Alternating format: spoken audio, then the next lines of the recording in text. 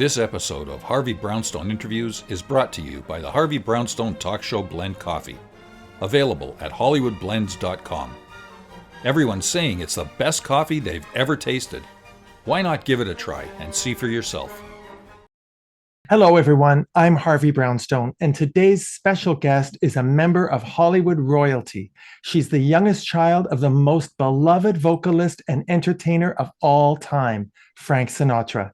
As an actress, she appeared in a number of TV shows, including Romeo and Julia 70, It Takes a Thief, Adam 12, Mannix, and Fantasy Island, but she has devoted most of her life and career to managing, advancing, and honoring the spectacular legacy and body of work of her father's monumental career.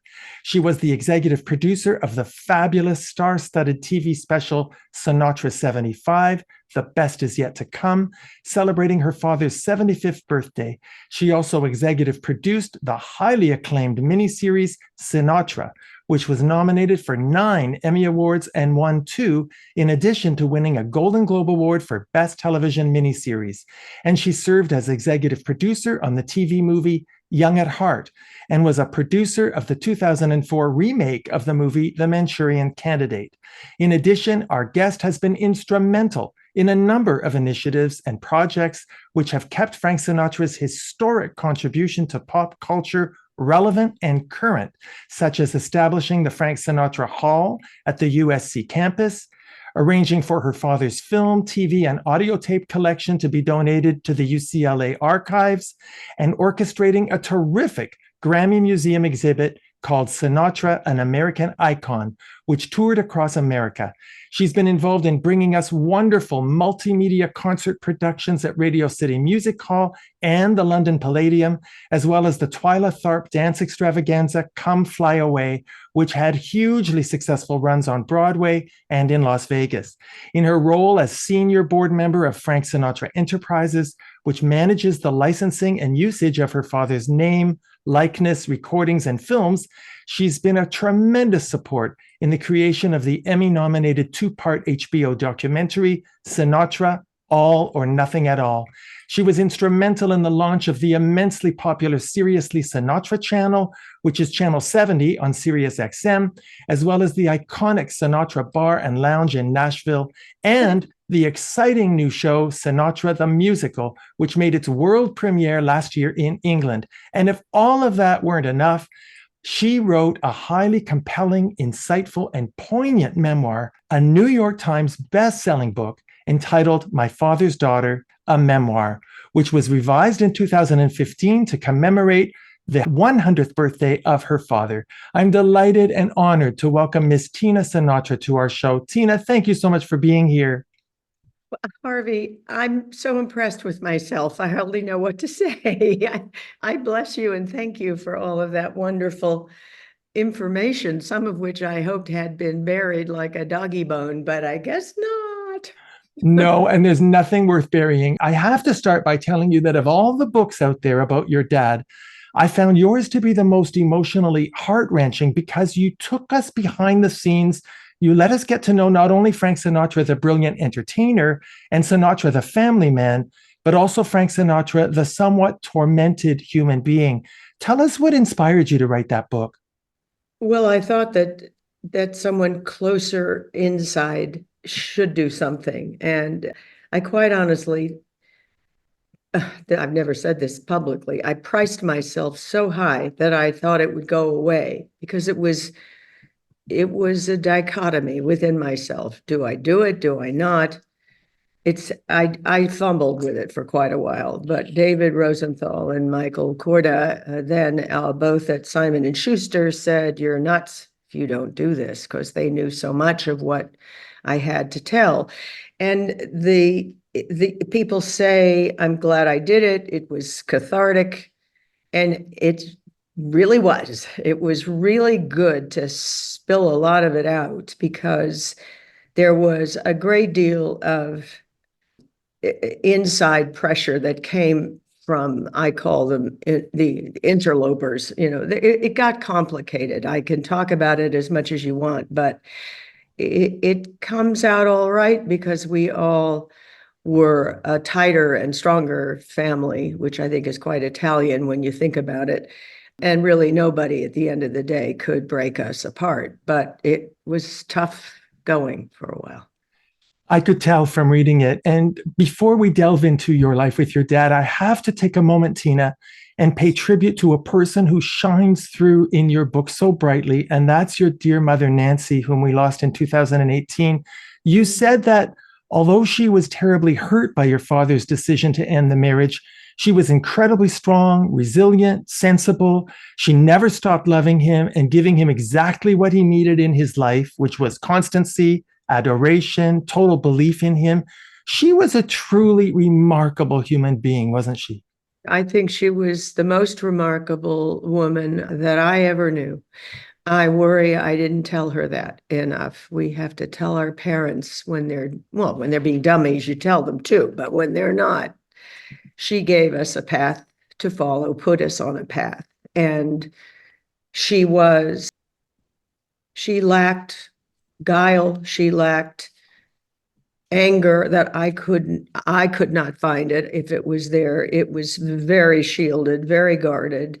She had a capacity to open and be available to anyone and everyone. We were the house she wanted to come to after school at different times in our different lives. I was this baby sibling, 4 years younger than my brother, 8 younger than my sister. So she really did raise like 2 sets of kids because I was way, way behind the other two. So Nancy and Frankie. So my point back to Mom was she not only really did it once, she got better. So I think I might got the better of her too, the best of her. She got used to the trials and tribulations, and she, did it alone. It's like Ginger Rogers with Fred Astaire. Mom did it in high heels and danced backwards because she just had to do what she had to do.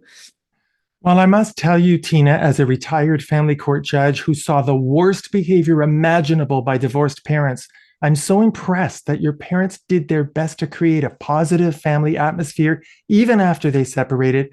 I just want you to know, Tina, how rare that is in my experience for divorced parents to have that level of maturity. It wasn't even maturity. There might have been a slight bargaining with Mom and Dad in the beginning because it was new and the ground rules had not been set and the priority was the children.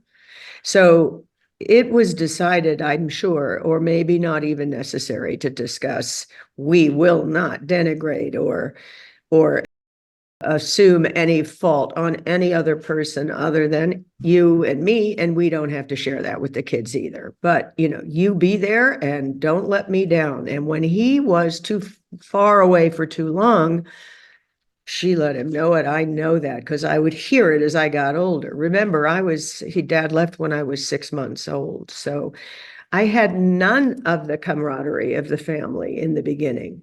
Somehow I feel all my life that it was maybe easier for me to lose him within the home, within the sanctuary of the family home.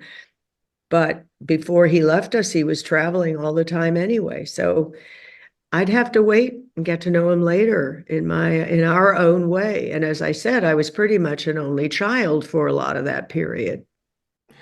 Well, I think it's wonderful that you immortalized your dear mom in your book by allowing us to get to know her. You should be very proud of that. And I want to mention something else that really touched me, because as you can imagine, I read your book through the lens of a retired family court judge. I was very impressed that when you decided to go to therapy to deal with your anger stemming from your parents' divorce, your father came with you to some of those sessions, and you found that very helpful. I'm really happy that you mentioned this in your book because it will hopefully encourage other parents to do the same. So thank you for doing that. We were an era of you went to a psychiatrist or psychologist, and the particular therapist I chose, and it wasn't so angry at them. It was like I was dealing with my dad better than my mother. All of a sudden, it was like if it was ever anybody's fault, it was Dad. He packed the bags and left. But I found myself becoming a young woman and thinking, there's two sides to this. I dragged them both in, not together. And it was very much based in the principle of the therapy and the therapist I was attending, who was attending me. And I wouldn't have given that up for anything. And they did it. It was not hard on them, not hard at all. They just walked in with totally objective and would sit there. Pop came once or twice. Mom came about the same amount. It wasn't heavy therapy or anything weird. It's very, very rare, I can tell you. You described your father as a man who spent his whole life looking outside for what was missing inside. What did you mean by that? I meant very specifically that he was a man kind of always on the lookout for what's next. I think it's complicated in him, but it's always like kind of the Sammy Glick, there's he's got like he's being a little bit chased, if you will. He would grow out of that, by the way. I think that he had the determination and the ambition in the beginning, and he did achieve it, and he achieved it quickly. And then this is what our musical really is all about. He gets silly. He gets on a wrong path, if you will. Again, that's a favorite word of mine, take the right path. And he switched paths, and it all began to crumble. What I think he would learn from losing that fine high ascendance, which happened quickly, that he could get it back and would never lose it again. So it caused him to slow down, focus, and stay where he was needed at that moment to continue to be who it was he wanted to be. And we were all in that trail. We followed him. We were not first. I think I say this in the memoir. Dad's career was first. And when that was solid and secure, he was. And he could take care of everybody he loved, and he loved taking care of people he loved. So he worked damn hard, and it wasn't for the lack of, it was for a little lack of discipline in the beginning, which he would gain and never lose again. It's pretty hard to do it once. He did it twice, if you know what I mean. Oh, he certainly did. When I listen to your dad singing, I sense an intensity of feeling in his personality that comes out that goes far beyond the technical aspects of his voice. Do you hear that as well when you listen to him sing? That's why a seventh, eighth, ninth generation are listening to him now. Still, he's singing to them here. They're hearing what he's thinking and feeling, and the lyrics, let's be honest, where he was surrounded by the best lyricists and composers and arrangers the world could offer. So they made magic, and it's generational because it's pure and it's honest, and I say it suits any occasion. It depends on what you're feeling. Well, his legacy includes such a large portfolio of songs that you can find a Sinatra song to match any experience you're having in your life. I wonder, can you remember how you felt the very first time you saw your father perform on stage? Vividly. I was 7. It was Las Vegas, which was a very strange place for a 7-year-old. I was at the stage, at the foot of the stage. It was a low stage. It was, I'm assuming I was in the Copa room at the Sands, so it was small and intimate. And I sat there so proud with my nose to his toes. I was right at his patent leather Mary Janes, and I knew what he did for a living. I knew that. I understood it. I heard it on records in our home, but I hadn't seen him in the presence of other people who were glued. I can't think of the word. They were like transfixed on him. That was power. of entertainment. And that was his favorite thing, by the way, was to be in front of a live audience. It's everything that it was a drug to him. You were 3 years old when your parents divorced and your father married Ava Gardner, and you were 4 years old when you first met Ava Gardner. You said in your book that just because a relationship is meant to be doesn't mean it was meant to work. Based on your knowledge of your father and Ava, their personalities, do you think their relationship was doomed from the start? Oh, I think so. I do. I definitely do think so. And it was more short-lived than I think Dad thought it should be. It was a determination that Ava came to. I think very strongly that it had to be. I think that they were going to die without each other, or that's what they thought. I cannot speak to it because I was too young to understand it, but I knew as I got older, shortly as I matured, that it was a train wreck, waiting to happen, but it didn't hurt anybody. We all survived.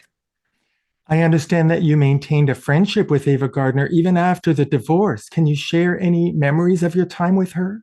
I was a baby, when they were divorced. So still, I barely was, I think, 7 or 8 years old, but I would grow up and move in circles. And my friends were very friendly with her. Robert Wagner knew her. I met, I think, Ava through RJ at one point in London, as a matter of fact. And Mia Farrow knew Ava Gardner, though they didn't quite get along.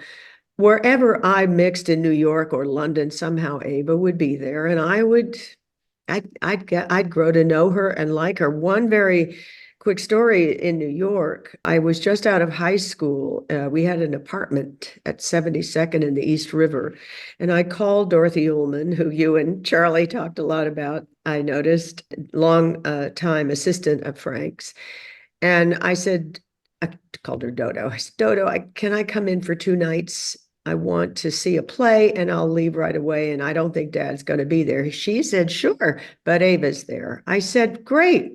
I'd met her briefly before and as a child. So off I went. We never parted company. I didn't go to the play. She didn't go where she was going. We stayed together, except for walks. She wore a silk scarf, like, Garbo, and dark glasses and a trench coat with collar. I wore the same thing, and we went walking for blocks, times of day that weren't too hectic. And I have to tell you, walking with her, every head turns to see her, but they're not sure if they're seeing who they think they're seeing. And I always read that about Garbo. And then New Yorkers got accustomed to seeing beautiful older actresses because they walked in trench coats, scarves, and dark glasses. And always holding my arm in arm. We got on well. And this, by the way, did not offend Mother. That just wouldn't have been the case, but it was an experience to be able to grow up and know her. I couldn't do the play that I hope gets to Broadway soon without knowing her. I wouldn't do that. That's a very good point. You really did need to know her, and it was certainly evident in the miniseries that you found a way to reproduce her essence so that we could understand why the attraction was as strong as it was. I'm going to quote you something. You said this in your book about your saddest childhood memories.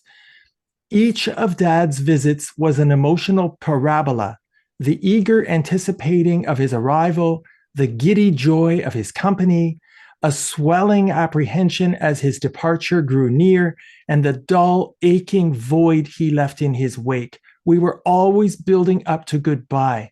Tina, that's heartbreaking coming from a child. And when I read that, I was just thinking how hard it also must have been for him to say goodbye to his kids at the end of a visit, don't you think? I think I put that forth about how difficult it must have been for him. But we did it. I can't say that it's the most vivid emotion I remember. reoccurring emotion I remember, which was goodbye. We always had to say goodbye. And then you get a driver's license and you drive to the desert. You don't have to wait for him to come to LA. It all worked out, but it was terribly. I mean, I knew you were going to bring that up because that quote is the most bare naked, sad thing that I can really relate to every day of my life. And I'm glad that at some point that began to fade until it became obvious and the inevitable would happen and we would lose him good and for all. But it was hard. But you know what? A lot of families grew up that way, I think, and you just do it. Well, I've never heard it quite articulated the way you wrote it in the book. It's certainly a sentiment that I heard all the time in court, but you had a way of humanizing and making it relatable. And that quote really has stuck with me. I want to take a moment and pay tribute to your dear brother, Frank Jr., whom we lost tragically and much too soon in 2016. I find it still very hard to believe that he's been gone that long. Yeah, it's 7. Is that 7 years? Yeah, 2024. Mama is gone 6 years this July. So I must say my mother again, Frankie, went quickly in an afternoon far away, I think in Florida. And we just didn't know how she was going to handle it. And we were concerned that she would have a heart attack or something at that point. She was inching to 100 practically by then. She was fine with it. She did not collapse. She didn't lose herself. The shock of it and him being far away like that was really, it didn't help. And they had revived him twice. And we were saying, stop, we got to tell a mother. And if you keep reviving him, we can't tell her. And Nancy was in her driveway, a foot from the front door. I'm on the phone with Bob Finkelstein, my associate and lawyer and dear friend to all of my family. And we were just waiting for them to declare finally. It was just a bad day. What a horrible loss. Silly. You said in your book that there was a certain awkwardness or shyness or remoteness between Frankie and your dad. Why do you think that was? Very much because of the fact Frankie was the only other male in a family of women, and not just Mom Nancy and me. My mother had 5 sisters, one brother, thank God, Uncle Bart, who attended to Frankie and attached to Frankie beautifully. He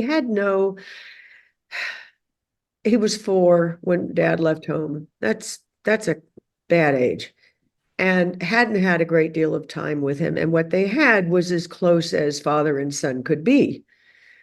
But it was, again, building to an absentee that's got to, I think it's losing a mother at 4 is not good on a daughter. I just don't think Frankie could avoid it.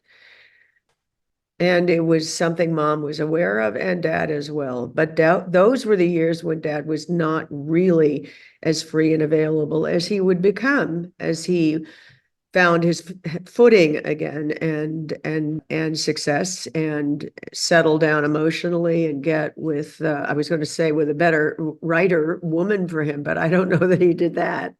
You said in your book that your brother Frankie's career was a victim of bad timing and his own stubbornness. What did you mean by that? I meant that no one forced him to wear a tuxedo and get in front of a wonderful band. Of course, he was a fine musician. He knew good music, but why would you want him to do that? I thought it was always a mistake, and he loved every minute of it. So who was I? I think he resented that I thought it was crazy of him, but I did think it was crazy. And he worked all the time with the same band. I mean, and Dad was proud of him, but I think he at times thought, it's a hard business and he's a junior. I saw them somewhere on different marquees in the same city, and I thought, that is weird. Yeah, it's definitely a lot of pressure to be the child of a legend, but when you're actually doing the same thing, But self-imposed is what makes it nuts. I don't know. I thought, I don't know. It's something about Frankie. There was a lot about Frankie, I must say, I didn't understand. well, I saw him in Las Vegas in concert, and I got the feeling his style of performing was a way of being close to your dad. Yeah. You know, when we had Dina Martin on the show, she spoke so highly of your dad and of you. And we talked about the very special friendship between your dad, Dean Martin, and Sammy Davis Jr. What do you think those three men saw in each other that made for such a strong and loyal friendship? Well, I think a lot of it was a real, an honest brotherhood. They were, and I also think that Sammy was a baby when Dad saw him perform. I think Dad was with Tommy Dorsey, and Will Maston Trio was an opening act, one of many.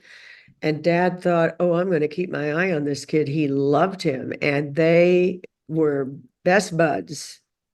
Sammy called Dad Butter because he kept the butter on the table. And Dean and Dad, they were just two crazy kids together. And being Italian lineage, it's very that you kind of stay close to each other. By the way, I'm so glad they had each other as such good friends and working buddies too. Now, over the years, and working and having fun, and fun and working was a big part of their joy. It made it very easy. Dad always said, if you don't like what you do, quit. Not so easy for most people, but he if you didn't have fun, he said, how do you do that every day? Doing it with friends was even better. Oh, and the chemistry between them translated on the screen so beautifully, and of course on the stage. Now, over the years, a number of actors have portrayed your dad on screen, including Ray Liotta, Philip Kasnoff, Dennis Hopper, James Russo, and others. Who do you think came closest to channeling the real Frank Sinatra? Well, really, honestly, I would have to say, not because I cast him, but Phil Kasnoff.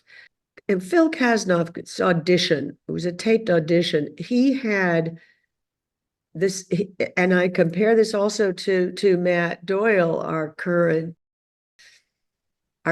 Papa in the musical. I hate to talk about something that isn't available, but it will be. They had a swagger about them. But each of them had an individual swagger that sort of took you off your chair. So I didn't see any swagger in Ray. And Dennis, who was a friend of mine for a long time, that was just a weird, silly movie. I didn't think he was right for it, and I thought it was a stinker. I don't know that I ever saw the James Russo. Did I? What was that? Was that HBO? Yes. I don't know. Well, there's no question that Philip Kasnoff was at times jaw-dropping in his ability to channel Sinatra. I must tell you, though, that it was heartbreaking to read in your book that you don't even know for sure if your father ever saw the Sinatra miniseries that you executive produced. That must be like a knife through your heart. After all the work you put into that show, why were you not able to find out if he actually watched it? I'm certain he didn't watch it. At the time, the book I wrote in 6 months, it was out October of 2000, right? I was pretty sure. I thought I had stated it emphatically, but it was withheld from him. He had strange evil powers around him, and you can't defeat that kind of. It's a manipulation against children and about the parent. I must say, from that book, I made it clear that my stepmother and we didn't get along. We did, and then we didn't get along. And I was very worried about what I was going to write about her because I didn't want Dad to look dumb, and I didn't want to look like the devil myself, though I had become one against her, because you fight the devil at that level. And it got so bad. But the thing is, I got more letters from stepfathers and mothers, fan letters for the book, than anything else. Stepmothers apologizing for my experience and assuring me that they not all are like that. Do you know? I do. And I know that the experience you had is very, very common. Even on our show, we went through a very similar experience when we had Tim Conway's daughter on our show. She went through very, very much the same thing you did. I'm not going to go into Barbara deeply concerning the things that she did during those 22 years because I want people to read the book for themselves. But I will say that someone whom I respected very much, Richard Blackwell, described Barbara as the Anne Baxter character, Eve Harrington, in All About Eve. And you said something very interesting in your book, that your father finally married his mother. What did you mean by that? Well, Dolly and Barbara really they were bossy. That's what they had in common. I think a lot of my mom had a lot of Dolly in her as well. Dad needed somebody in his life at his side all the time. And it seems to me that if you were at all a bully or demanding, or what's the word? Domineering. Domineering. Thank you. It's not that women like that are bad. It's that women like that who have bad intentions are evil. And I'd talk about Barbara from now until tomorrow and say things I couldn't even put in the book. But it's not worthy of me or your time or the listeners' time, because it happens every day. It happened. My dad took Nancy and me aside that wedding day, 20 feet from where the gathering was to be, and said, "Girls, I've thought about this. I've made a decision. I think Barbara is who I will marry last time in my life to see me through the end. I think it's right for me. I hope it's good for you. Hope is good for you. Hope okay with you means look out." Dad knew exactly who she was and what she could pull. And all she was really, I don't want you to think she was conspiring to hurt us, but just to void us. Was her interest was to null and void. You had him for 20, whatever, 30 plus years, me, Nancy, Frankie longer, and now it's my turn and my son's turn. And sure enough, she did, except for the controls, get away with everything. Houses, contents. I was trying to buy gifts I'd given Dad over the years back at auction at, I think, Sotheby's. I have a bust here which is heavy, big bronze bust that should never gone to auction. It did. I got it back and then had to ship it here and pay taxes. She was thoughtless, and her son wasn't much better because everything ended up his and he auctioned everything away. Well, she certainly was strategic. And if I had been with you when your father pulled you aside before the wedding, I would have said, okay, if this is what you need, it's your life, that's fine. But have you taken care of us? Are you going to protect us? Did you ever ask him that? That would come later.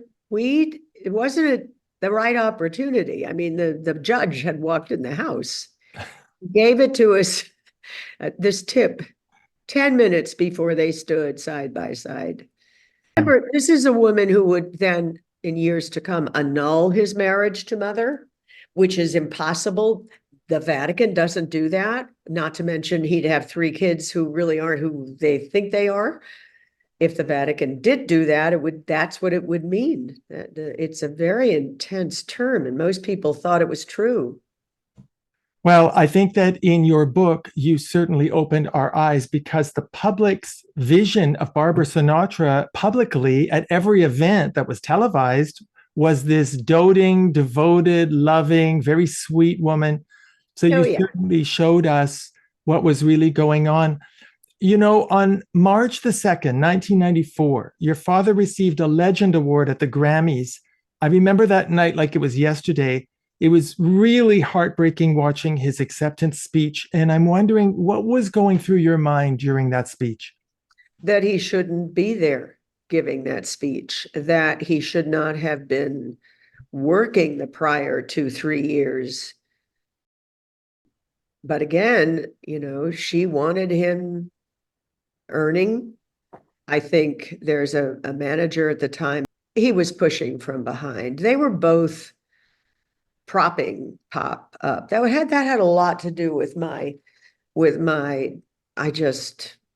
I withdrew for a year actually from his life, which was not hard to do. I could not watch all this anymore. No, I can't imagine how you could have done otherwise. Your father's last movie appearance was in a TV movie that you produced called Young at Heart. He played himself in a cameo. Can you share any memories from that experience? Well, I was lucky that he got there. My sister went to New York. I was in Toronto. Dad was in New York.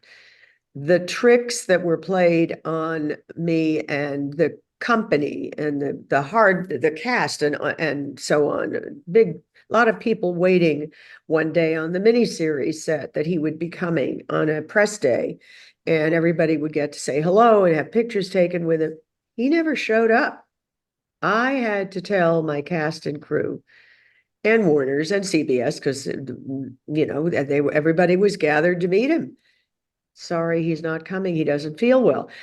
In New York, we were going to screen at Radio City the miniseries. Oh, he was going to perform. I'm sorry. And we had press called, and it was just maybe a few nights before the first part of the miniseries would air.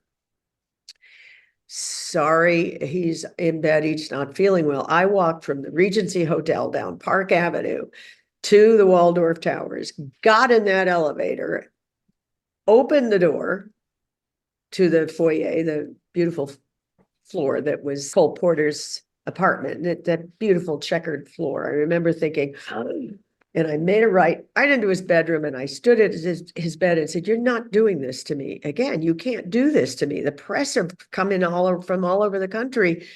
It was a big night Warner and CBS had created for the big launch of this thing. He said, "I'm so sorry." He was so timid and so little. And I sat on the floor, went back to his bed, and I said, "You know what I can say about this? It won't happen again." And I got up and I left. And we went through with the night, and that was that. The point I was going to make is, if it were something important to them and he was sick, they would have got him delivered, showered and shaved, and in a beautiful tuxedo. Fine. It was not something they wanted, especially the wife. And I got sabotaged. So Nancy in New York gets him on a private plane that CBS and Warner sends for them to pick him and Vine up. I believe Vine, his housekeeper, came too. And we filled it with beautiful Italian cold cuts. Canada had fabulous. Toronto had great, very New York type delicatessens. And he got on and was happy, and got off the plane. He was happy. He came on set. He was adorable. He met the cast and crew. The pictures are dear, and it is a fantasy film. So you're not really sure if he's there or not in the story.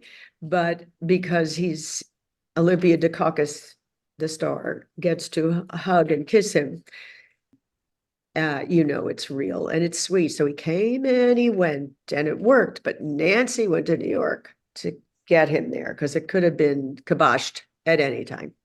God bless her. God bless her. It was a tricky, dicey time. I'm so sorry you had to go through all of that. When you look at yourself, Tina, what do you think are the most important characteristics of your own personality that you inherited from your dad? Woo. I would say I would say, well, loyalty, but that's an Italian, that runs deep in every Italian. I would say to be true to yourself and don't prejudge. Do not prejudge. I do that because the world is different. I prejudge now more than I ever did, is what I'm trying to say. It's not so easy to walk without considering who's around or what's going on. But he worried that maybe life would get tougher with him not here. And he always promised he'd never die. And believe me, I believed him. And I think he was worried, but wanted us to be strong and fair, loyal, happy. Well, I'm I not. can tell you what I think you inherited from him now, having had this chance to talk with you. You've inherited his intelligence. You've inherited his ability to be very focused. You've inherited his warmth. And I think you've inherited his love for his career. Well, that's a given. I'm 76 in June coming. I did this starting around 33 with Bob Finkelstein, who was my best friend then and now. I think Dad hoped we'd get married, but he knew we could do what we have done, which is mostly the deals that are done. I don't do them. I say, okay, I'll think about it, explain it better. I don't know. I say no more than yes. We all work very well. And our motto is, what would Frank do? Well, you've inherited his intuition as well. What do you think is the biggest public misconception about your dad? That he was connected to the mob is true. It's how he was connected and the place it held in his life. It's romanticized, I would think. I don't think anybody thought, he drove a getaway car, but they do think that he had associations. That term kind of has a particular implication. He grew up with these people, and he was loyal to them. They were loyal to him. They did something in the world that he didn't, do. He did what he was doing, and they would meet and move through life together all the time. Is there anything hidden or illicit in that? I don't know. The FBI file was published when he died, and there was nothing in there. Well, your father was investigated and scrutinized numerous times by the Nevada Gaming Control Board, the New Jersey State Commission on Investigation, the House Select Committee on Crime, the U.S. Justice Department, and the FBI, and none of them ever uncovered a shred of illegal activity or criminal behavior. So I know this may sound a little simplistic, but I happen to think that part of the reason he was subjected to all of that harassment, because that's what it was, is because he was of Italian descent. There, I've said it. Yeah, I think so. I think everybody has enough knowledge to know that that is the case. Something would have come of something, but nothing could stick. I went to Europe with him to avoid a Claude Pepper congressional investigation. I don't remember, but it was in the early 70s. And he said, let him subpoena me. And they'll wait for me to come. He was going on holiday anyway. It was summer. And I thought, he's taken this leave of absence when he could be doing anything else because he's thumbing his nose at these people, and you don't do that because they got him in anyway. But nothing ever came of it. I've asked you. Did fib a little, though. I think he did fib a little. Well, he wasn't going to give them any goods. He wasn't going to comply. He just thought they were stupid. And it was always in an election year that somebody was looking for 15 minutes, to shine their star. So, yeah. Well, nothing came of it. I asked you what was the biggest misconception about your dad. And now I want to ask you, what do you think is the biggest misconception that the public has about what it's like to be the child of a major celebrity? Gee, I don't really know. That we're all stupid and spoiled and well, I think people think that it's very glamorous Is Oh, it anywhere really? near as glamorous as people think to be the child of a big star? I don't know. That's a question that's complicated to me because I could not be less of what you said, and by choice. And I know a lot of kids. I knew many, and still would if I knew how to reach them, if I did social media, that they all had normal lives, hardworking. They had a work ethic imposed, I think, like we did. I think most of the women I knew had great ambition and became actors or producers or writers. I would say that I don't think the public thinks a lot about, well, not the ones my age, not anymore. Maybe they did. I don't know. Now, and I look at someone like Paris Hilton, who is my friend's daughter, and I wondered about her when she started. And I bring this up, it's important I say this. And I called her mother and said, "Are we sure that we got Paris on the right path here? Getting a lot of money for holding a handbag to go down a red carpet. I don't know. Look at Paris Hilton. She was as intelligent then as she is now. She's doing wonderful work for her very personal cause. Her family, Rick and Kathy, her dad and mom, are handling it well, and they're doing so much good. I think we all grow up to be decent people. What they think of us when we're flighty and teenagey, I don't know. I don't know. I wonder what those kids today are thinking too, now that you bring it up. You mentioned earlier in the interview that your father was renowned for his generosity over the years. He raised over $1 billion performing benefit concerts. He helped countless people who were in need, almost always anonymously. Where do you think that generosity in his personality came from? Oh, I think he was always that way. I think that it gave him the anonymous part of that gave him the privacy to do what he could do, because he wanted to do it. If it had to be public that he kept doing it, it wouldn't have been the same for him. He doesn't like that. The days, many times I would sit watching TV waiting for dinner in the desert or wherever we were, and he'd hear something on the news and he'd make a call to the accountant and say, "We're in Chicago, family fire, trees and packages burned, nowhere to sleep, click." And that was that. And you knew that they were going to have a Christmas morning somewhere. What an incredible man. Now, Yeah. you're a senior board member of Frank Sinatra Enterprises.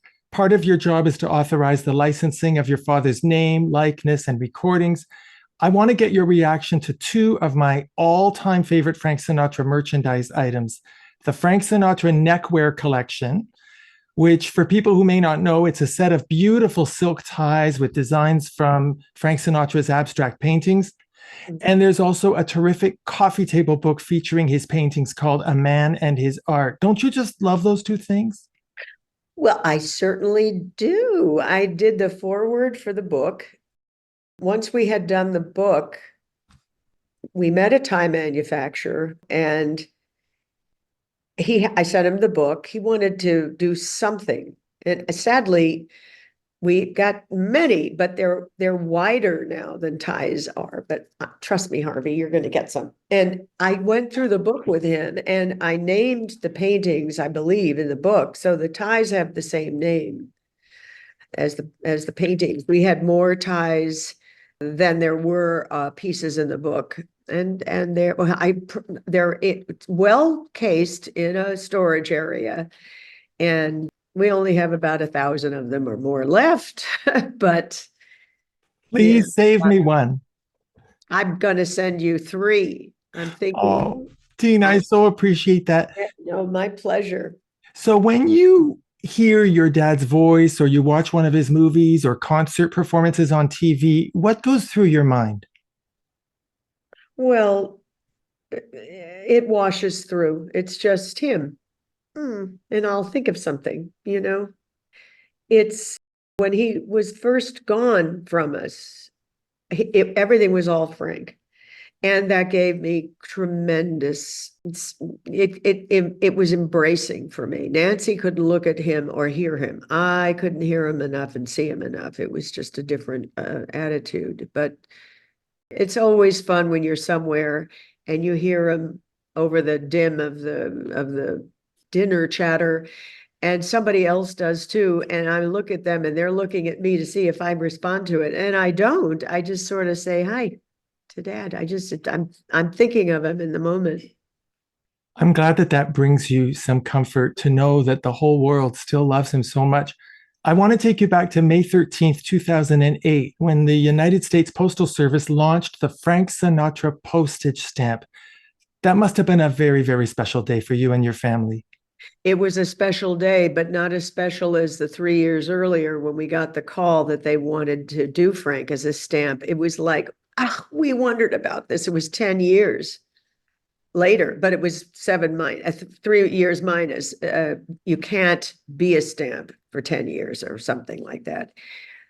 The sad part of it was for me was that it wasn't going to be a forever stamp. They hadn't done those yet in any of them. We were going to be a stamp, and we had a wonderful artist do a rendering, and it took about a year.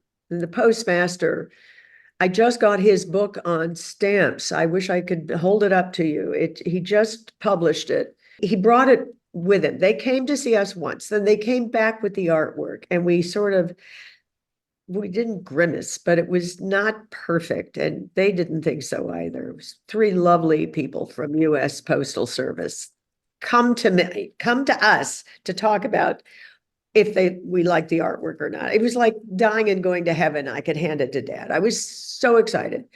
Finally, we got the work right, the artwork right. And it was the day launch was Las Vegas was where I went. Nancy and Frankie were in New York on NBC morning, Good Morning, whatever it's called. And I was in Las Vegas, and it was a simultaneous rollout across the country of these stamps. And where Nancy and Frankie would come to join me in Las Vegas, all of the marquees went to the stamp. So when you went up and down the strip, every marquee you saw was the stamp. Well, I want everyone to know that the US Postal Service produced 120 million Frank Sinatra stamps. They were completely sold out in under 3 weeks, which is just amazing. So tell us what's happening with Sinatra the musical. Is the show coming to Broadway? Well, I say we're inching there. Yeah. There are a lot of plays ahead of us. There's kind of, you get on a long line. Once they start opening, which they are now, this season is coming up, we'll see what succeeds and what doesn't. Wishing everybody well, but the fewer successes, the more you move up. And we are talking to one of the most renowned theaters on Broadway, and he's got to go to Broadway. West End is too busy, and we'll get there someday. They just have no real estate, really. My dream is to see Sinatra the musical on Broadway with you. Me too, Harvey. We'll sit side by side. I think it's going to happen certainly no later than fall of 25, and could be sooner. I want to be your date. Okay. Now, I recently read that Martin Scorsese wants to make a Frank Sinatra biopic. How do you feel about that? He's wanted to do it since I met him 20 years ago, and we danced around it for a while, but the scripts just were not right. I'll tell anybody everything there is to tell, but you cannot manipulate truth and then change the character of Frank Sinatra. I will not allow that. So people think I'm not willing to part with truth. That's not true. I just won't corrupt a character that was not capable of some of the things that get written about him. And Marty, who I admire, love, and adore, knows though he's got discouraged and said, I think Tina is holding too tight a grip. I don't hold a grip. I don't hold anything back. But Marty does believe that I know if I read a script I liked, I'm there. I mean, we'd all be there.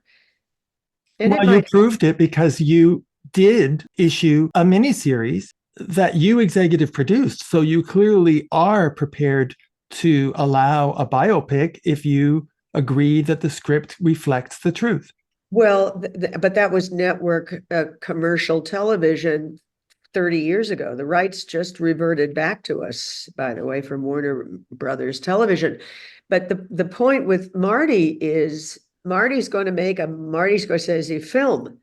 And I think that writers want to give Marty what they think Marty wants. Marty doesn't as much develop in the beginning as people think he does. He'll look at a script when it's written. I'll look at it at the same time with him. He will say, what did Tina feel about it? Or Tina, what did you think? And every time it happened, I said, Marty, it's not real. It's just, I mean, license is one thing, but changing a character's character is not fair. And when that happens, I have a problem.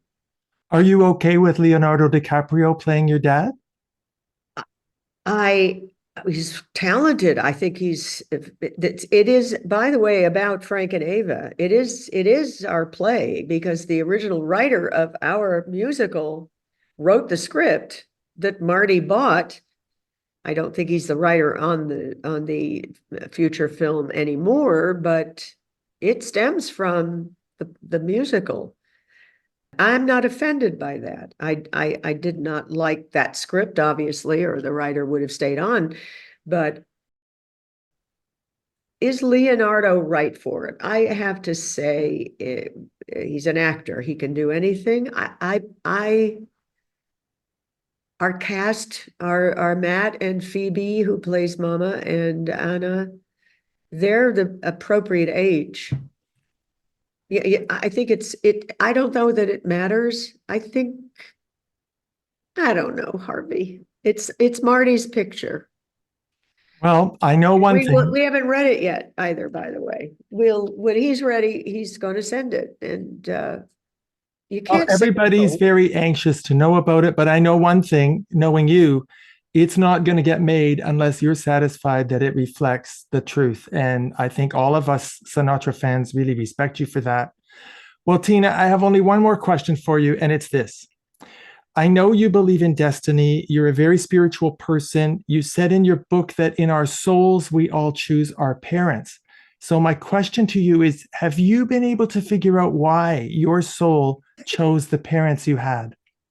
I do believe we pick our parents. I do believe that. And it's knowing my family and thinking of them in juxtapositions, because I think we just never get out of we're in that family box, but I'm not a kid next time. I'm the aunt that saved Frank's life at birth. I don't know. I just feel that we have spiritual connections that don't dissolve. If we come back, I believe we stick with who we know. I don't feel like I had met them for the first time in this life of mine. I feel like I know them longer because I understood them too well too soon, or thought I did, and I was right. They seem familiar to me. Does that make any sense? Absolutely. It's a question of understanding their spirit and knowing the connection you have is much deeper than chronologically it is on this earth. And this pass. I hope we can do it, a little differently based on who we are when we meet again. I'd be happy to just know I'm going to see them again. That's what I want. I don't want it to be too soon, though, Tina, please. Okay. Well, they can come. They can visit. It's been an enormous privilege having this opportunity to talk with you and to pay tribute to everything you've been doing to keep Frank Sinatra's artistry and body of work and legacy alive. I know you don't give many interviews, and I want to thank you so much from my heart for taking this time to appear on our show. Thank you, Tina. Thank you, Harvey, and you're my date at the musical on Broadway, okay? I And am times will so come. there. And I want to wear a Frank Sinatra tie. Okay. Our Very guest good. has been the wonderful Tina Sinatra, daughter of the legendary Frank Sinatra. Her book, My Father's Daughter, a memoir, is available on Amazon and wherever books are sold. Make sure you get the 2015 edition, which is in honor of Frank Sinatra's 100th birthday.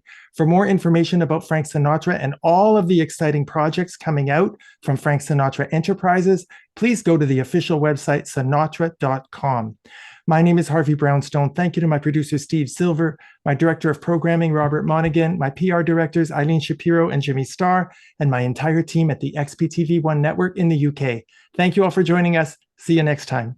Thanks for watching. Be sure to check out all the great interviews on the Harvey Brownstone Interviews YouTube channel. Don't forget to subscribe and ring the bell to be notified when new videos are posted.